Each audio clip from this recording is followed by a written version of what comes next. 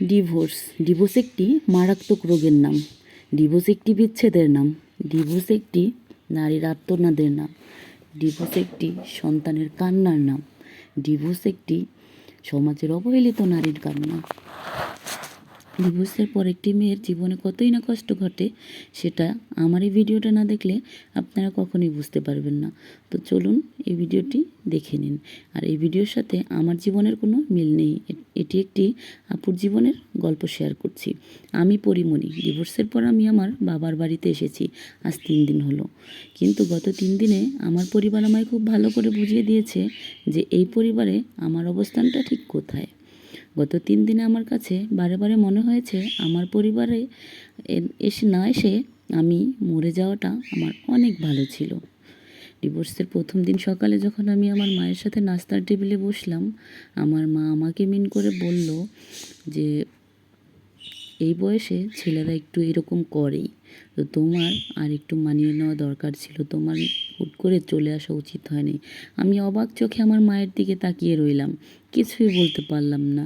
ঠিক ওই দিন দুপুরবেলায় আমি আমার বাবার সাথে লাঞ্চ করতে বসলাম। তখন আমার বাবা আমাকে উদ্দেশ্য করে বলল যে তোমার আর একটু ধৈর্যশীল হওয়া দরকার ছিল। সংসার করতে গেলে একটু ধৈর্যের প্রয়োজন হয়, বুঝতে পেরেছো? তুমি এটা বোঝো না।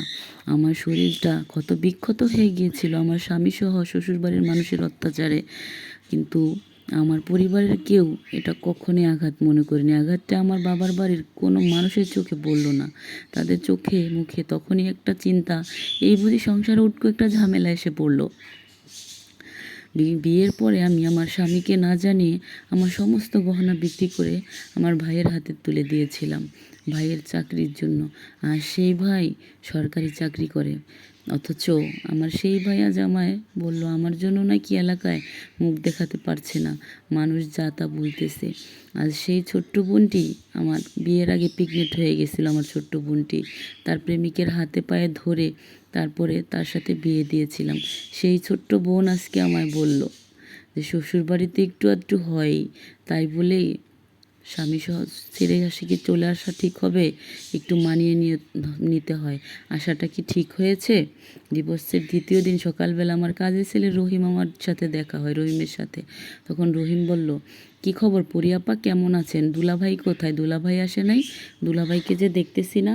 বিয়ের পরে মেয়েদের স্বামী ছাড়া বাপের বাড়ি আসা উচিত না, আপনি ভাইয়াকে না নিয়ে চলে আসছেন। আমি একটু হেসে বললাম, আহারে রহিম, শেষ পর্যন্ত তুইও কলেজ ভার্সিটিতে পড়া অবস্থায় যেই শিউলি আমাকে হাজারো বার বাজার করে দিয়েছি, শিউলির মাকে বাজার করে দিয়েছি শুধু শিউলির বাবা প্রবাসে থাকে বলে। তখন শিউলির মা আমার মাথায় হাত বুলিয়ে বলতো, আমার চাইতে ভালো মেয়ে নাকি এই শহরে আরেকটিও নেই। আজ সেই শিউলির মাই শিউলিকে বারণ করে দিয়েছে আমার সাথে কথা বলতে, আমাকে দেখলে তারা দরজা বন্ধ করে দেয়।